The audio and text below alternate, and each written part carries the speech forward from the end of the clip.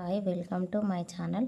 Today ఒక grammar rule తెలుసుకుందాం. అదేంటిదంటే మనకు accustomed, habituated, addicted, committed, devoted, confined, దీని తర్వాత ప్రిపోజిషన్ టు అని రావాలి. ఓకేనా?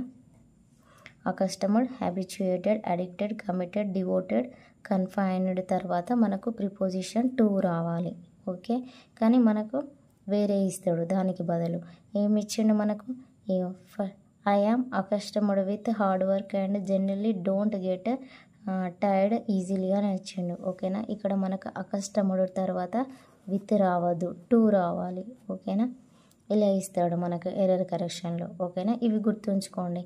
Accustomed, habituated, addicted, committed, devoted, confined తర్వాత మనకు టు అనే ప్రిపోజిషన్ రావాలి. ఓకేనా? Thanks for watching. Subscribe for more videos.